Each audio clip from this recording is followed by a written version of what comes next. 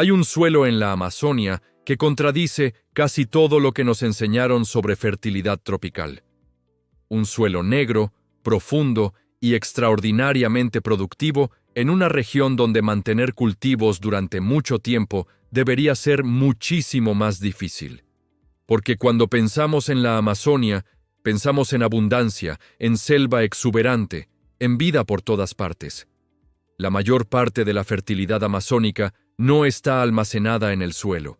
Está circulando en la vegetación viva, árboles, raíces, hojas y biomasa. Mientras el bosque permanece intacto, ese sistema funciona. Pero cuando se desmonta, gran parte de esa fertilidad desaparece con él. La lluvia arrastra nutrientes, la materia orgánica se agota deprisa y el suelo pierde capacidad productiva en muy poco tiempo. Por eso, en muchas zonas tropicales, después de 1 o 2 cosechas, el rendimiento cae con fuerza. Y sin embargo, en medio de ese contexto, aparecieron suelos que no seguían esa lógica. Suelos oscuros, profundos, ricos y sorprendentemente estables. Suelos que siguieron produciendo mucho tiempo después de que el bosque original desapareciera. Ese suelo tiene nombre: Terra Preta. Y plantea una pregunta incómoda para la agricultura moderna. Si hace miles de años ya existía una forma de construir fertilidad duradera, ¿por qué este conocimiento sigue siendo tan poco conocido? ¿Por qué tantos agricultores nunca han oído hablar en serio del biochar o biocarbón? Bienvenido a Agroexplicado. Hoy vamos a ver qué es la Terra Preta, cómo pueblos amazónicos construyeron un suelo fértil en una región difícil. ¿Qué tiene que ver eso con el biochar moderno y por qué esta historia sigue siendo mucho más relevante de lo que parece? Antes del contacto europeo, millones de personas vivían en la cuenca amazónica. No eran pequeños grupos aislados. Eran sociedades organizadas, con asentamientos, agricultura y redes de intercambio. En muchas zonas, el suelo amazónico natural no sostiene agricultura intensiva durante largos periodos. La selva impresiona por lo que ves arriba. Pero la fertilidad no está acumulada abajo. Está circulando en el sistema vivo. Por eso, cuando el bosque desaparece, el suelo queda expuesto y pierde productividad con rapidez. Algunos lugares habían mantenido población y producción durante muchísimo tiempo. Y la clave estaba en el suelo. Manchas negras cargadas de carbono, restos orgánicos, fragmentos de cerámica, huesos y señales claras de ocupación humana. Eso era Terra Preta, un suelo transformado por comunidades humanas durante generaciones. La datación indica que empezó a formarse hace miles de años, en algunos casos hace unos 7.000 años, y siguió generándose hasta épocas relativamente cercanas al contacto europeo. No hablamos de un episodio aislado, sino de una práctica sostenida en el tiempo y extendida en distintas zonas de la cuenca amazónica. Se incorporaban residuos orgánicos, desechos animales, huesos, fragmentos de cerámica, cenizas parciales y carbón vegetal obtenido en condiciones de combustión incompleta o carbonización. Dicho de otra manera, materia orgánica, minerales, estructura y carbono estable trabajando juntos. Los huesos aportaban calcio y fósforo. La cerámica ayudaba a mejorar la estructura física del suelo. Los restos orgánicos alimentaban la actividad biológica. Pero el gran elemento diferencial era el carbón vegetal estable. Eso es lo que hoy relacionamos con el biochar, también llamado biocarbón, cuando se produce específicamente para mejorar el suelo. El compost normal es valioso, pero se descompone relativamente rápido. El biochar hace otra cosa además. Aporta una matriz carbonosa muy estable y porosa, capaz de permanecer en el suelo durante muchísimo más tiempo. Es una estructura donde agua, nutrientes y microorganismos pueden permanecer más tiempo dentro del sistema.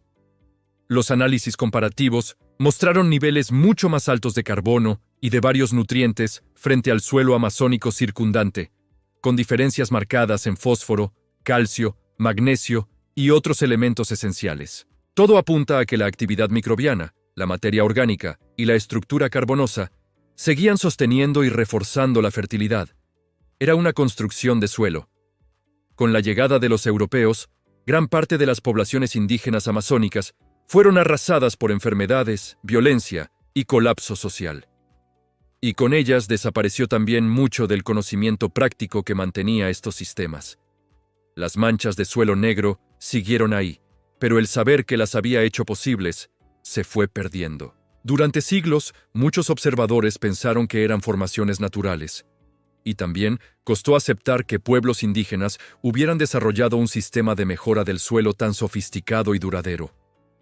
En 1966, el científico holandés Wim Sombroek ayudó a documentar este fenómeno con mucha más claridad. Su trabajo fue clave para mostrar que esos suelos no eran un accidente aislado, que aparecían asociados a restos de ocupación humana y que su fertilidad era extraordinaria. Más adelante, investigadores como Johannes Lehmann ayudaron a explicar mejor por qué este sistema funcionaba tan bien. Y ahí es donde entra el biochar con toda claridad. El biochar es un material rico en carbono que se obtiene al calentar biomasa con muy poco oxígeno. Ese proceso se llama pirólisis. No se busca una combustión completa que termine en ceniza. Se busca carbonizar la materia para conservar una estructura estable y muy porosa. Cuando eso se hace bien, el resultado es un material que ayuda a retener agua, nutrientes y microorganismos beneficiosos. Puede reducir pérdidas por lixiviación, mejorar la retención de humedad, ayudar a conservar nutrientes e incorporar carbono estable que puede permanecer durante muchísimo tiempo. Eso no significa que sea una varita mágica. El biochar no convierte cualquier suelo en un paraíso de un día para otro. No sustituye toda la gestión agronómica. No funciona igual en todos los suelos, cultivos o climas. Pero sí puede ser una herramienta muy poderosa para construir fertilidad más estable, sobre todo cuando se combina con materia orgánica o se aplica en suelos degradados. Con el avance de la investigación, el biochar empezó a ensayarse en distintos países y cultivos. Los resultados no son idénticos en todos los casos, pero sí lo bastante relevantes como para llamar la atención de la comunidad científica. En diferentes ensayos se observaron mejoras en rendimiento, mejor comportamiento del suelo y mejor aprovechamiento de nutrientes.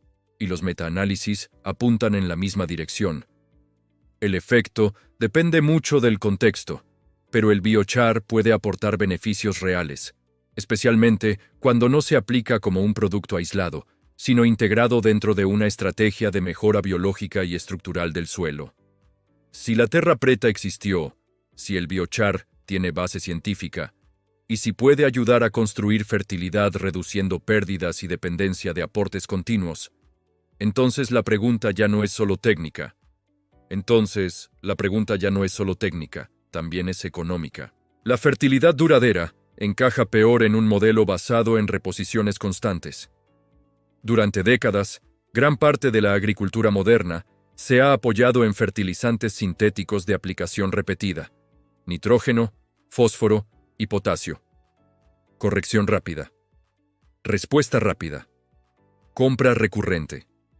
En cambio, el biochar responde a otra lógica, más lenta, más estructural y más orientada a construir suelo que a corregirlo una campaña tras otra. Porque si parte de esa fertilidad puede construirse con biomasa local, residuos orgánicos, carbono estable y tiempo, la dependencia disminuye. Y cuando la dependencia disminuye, cambian también los incentivos del sistema. No hace falta imaginar una conspiración de película para entenderlo. Basta con observar algo mucho más simple. En agricultura, no todo conocimiento útil circula con la misma fuerza. Lo que encaja bien con la lógica comercial dominante suele recibir más atención. Lo que requiere más tiempo, más aprendizaje o reduce la compra repetida suele quedar más al margen. Y ahí es donde el biochar ha pasado muchas veces a un segundo plano. No porque no exista ciencia ni resultados, sino porque no encaja igual de bien en una lógica centrada en la corrección rápida y recurrente. Producir biochar no exige necesariamente grandes instalaciones industriales. El biochar puede hacerse a distintas escalas. La idea de fondo es siempre la misma: carbonizar biomasa con muy poco oxígeno para que se convierta en carbón estable sin llegar a quemarse del todo. Pero hay un detalle clave. No basta con producirlo. hay que incorporarlo bien al sistema suelo, porque el biochar recién hecho puede comportarse como una esponja, y si se aplica vacío, puede absorber nutrientes disponibles antes de que la planta se beneficie. Por eso suele recomendarse activarlo o cargarlo antes, mezclarlo o remojarlo con compost, estiércoles, lixiviados, extractos orgánicos o soluciones nutritivas suaves para que entre al suelo acompañado de vida y nutrientes. Después, su incorporación puede hacerse poco a poco. En mezclas, con compost, en hoyos de plantación, en camas de cultivo o en suelos pobres y degradados. La lógica del biochar no es el milagro instantáneo. Es la construcción progresiva de un suelo mejor. Y eso es justo lo que vuelve tan poderosa la historia de la Terra Preta, porque nos recuerda algo que hoy casi hemos olvidado. La fertilidad no siempre tiene que comprarse cada temporada. A veces puede construirse, a veces puede diseñarse, a veces puede durar muchísimo más de lo que nos han hecho creer. La Terra Preta revela también un patrón. Conocimientos indígenas eficaces, ignorados, redescubiertos más tarde por la ciencia y, aún así, muchas veces nunca convertidos en conocimiento masivo. Porque entre descubrir algo útil y enseñarlo a gran escala hay filtros, y esos filtros no siempre son científicos, a veces son culturales, a veces son económicos, a veces son simplemente inercia. No se trata solo de un suelo negro en el Amazonas ni de un tipo de carbón. Se trata de cómo entendemos la fertilidad, de si queremos seguir viendo el suelo como un soporte que solo responde a insumos externos, o si queremos volver a entenderlo como un sistema vivo que también puede construirse, regenerarse y fortalecerse con el tiempo. La Terra Preta no es un mito. El biochar no es una moda inventada ayer. La base histórica existe, la base científica existe, la aplicación práctica también existe. Y muchas veces lo único que falta es que más gente lo conozca, lo entienda bien y empiece a probarlo con criterio, sin milagros y sin dogmas. Porque a veces la innovación no consiste en inventar algo nuevo. A veces consiste en volver a entender algo antiguo que nunca debimos olvidar. Y quizá ahí esté una de las lecciones más potentes que deja esta historia. Si este vídeo te abrió los ojos, suscríbete a Agroexplicado.